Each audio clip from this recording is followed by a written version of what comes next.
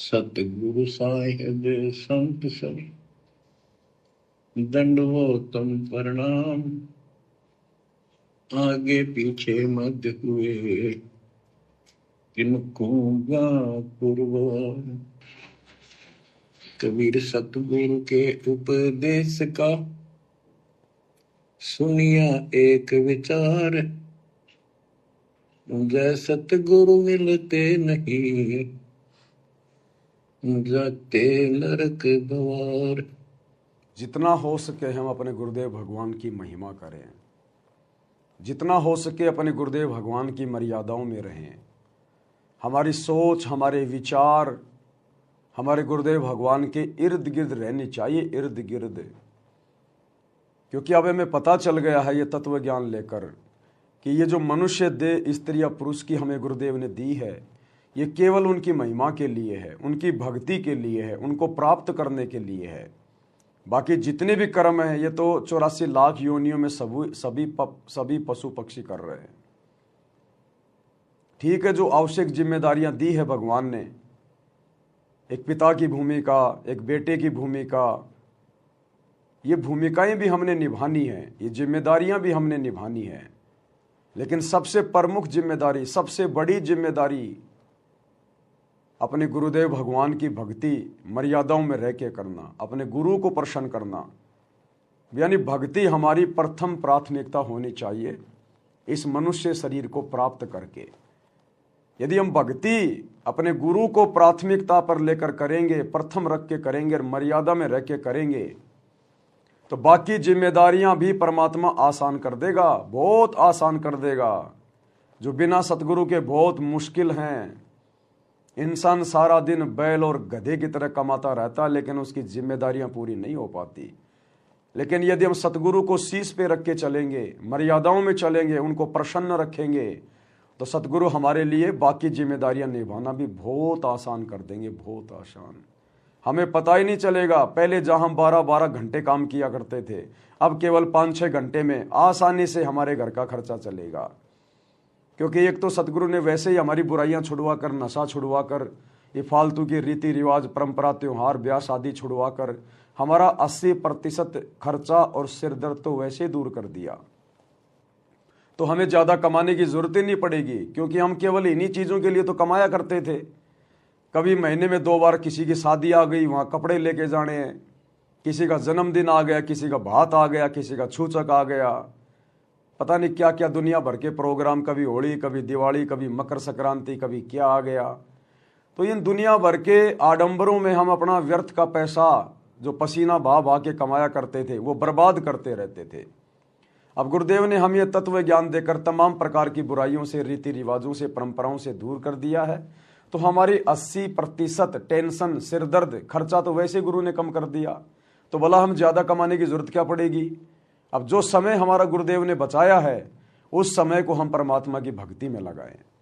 तीनों समय की आरती को हम विधि विधान से करें, समय निकाल के करें, पुस्तक को हाथ में लेके करें। हमने उस पुस्तक का पाठ करना होता है, वो पाठ करने के लिए दिए भगवान ने।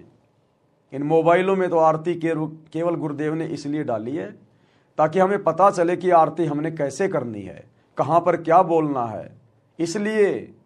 और गुरुदेव ने खुद आरती की पुस्तक हाथ में लेकर और आरती करके हमें ये दिखाया कि जैसे मैं अपने मुंह बोले गुरु के सामने आरती कर रहा हूँ, इसी प्रकार तुमने भी इस पुस्तक को हाथ में लेकर मेरी तरह और इसी प्रकार से अपने मुख से आरती करनी है, तब इसका पाठ समझा जाएगा।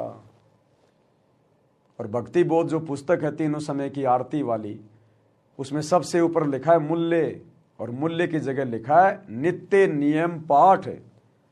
अगर हम इस पुस्तक को हाथ में लेके रोजाना तीनों समय की आरती का पाठ करते हैं, तो समझो हम अपने गुरुदेव भगवान को इस पुस्तक की कीमत अदा कर रहे हैं, अन्यथा हम उनके साथ में धोखा कर रहे हैं। यदि हम चलते फिरते, खाते पीते, उठते बैठते मोबाइल में जेब में डाल के आरतियां कर रहे हैं, तो ये मोबाइल से आरती करना केवल विशेष परिस्थितियों के लिए है, या फिर उन भगत भाई बहनों के लिए है जो अनपढ़ हैं, जो नेत्रहीन हैं, ज़्यादा बुजुर्ग हैं, ये उनके लिए है। बाकी आत्माओं के लिए परमात्मा ने हमें विधि बता दी और हमें पुस्तक दे दी है। तो जब तक हम विधि विधान से आरतियां नहीं करेंगे, और सुमरण की भी परमात्मा ने विधि बताई। ये खाते पीते उठते बैठते नहाते धोते ये केवल शुरुआत के लिए हैं।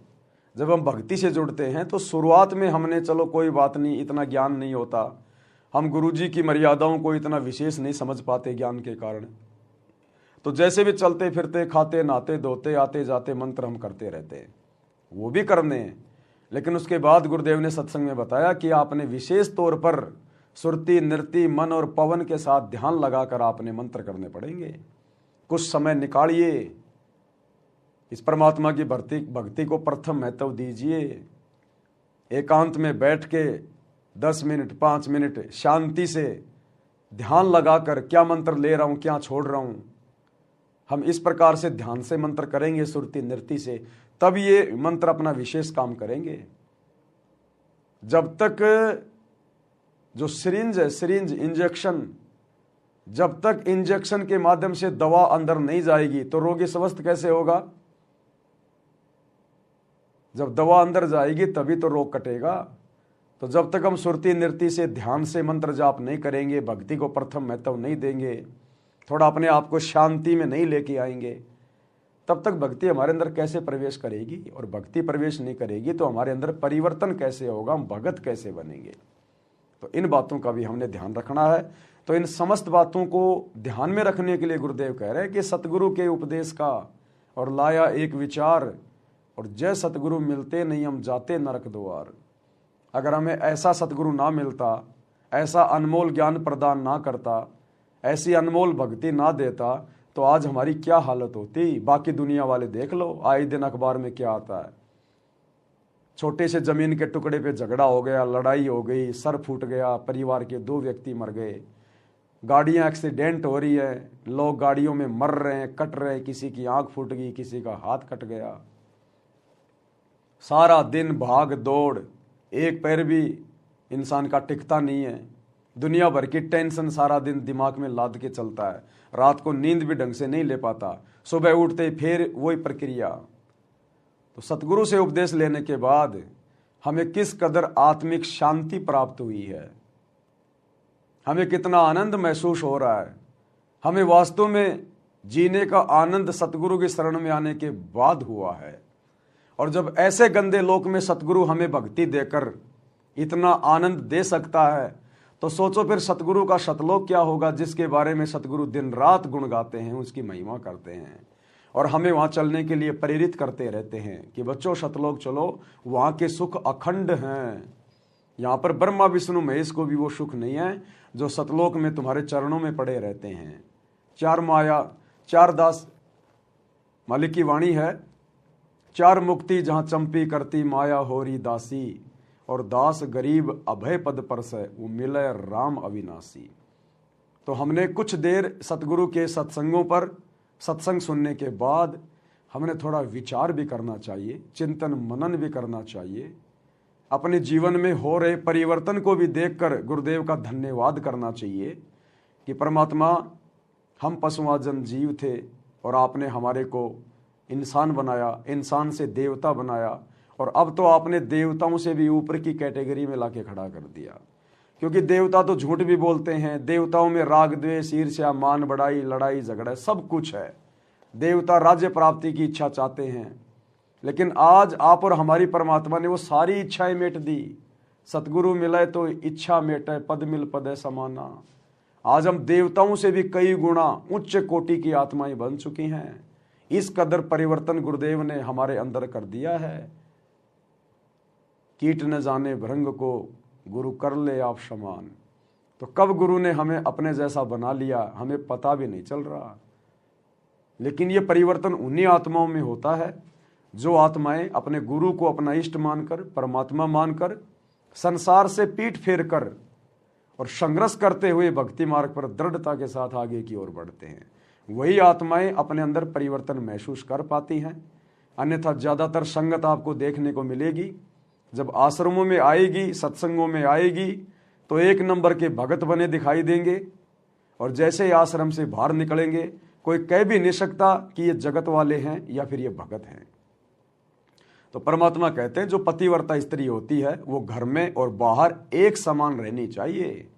क्योंकि उसका पति, उसका गुरु अंतर्यामी है, वो पल पल उसकी हर एक हरकत पे नजर रखता है। और यदि पति नाराज हो गया तो फिर औरत का फिर कहाँ सम्मान रह जाएगा, उसका तो जीना मुश्किल हो जाएगा। तो हम आत्मा हैं, हमारे गुरु हमारे पति परमेश्वर हैं, और ये अंतर्यामी है, समर्थ है, दिव्य दृष्टा हैं।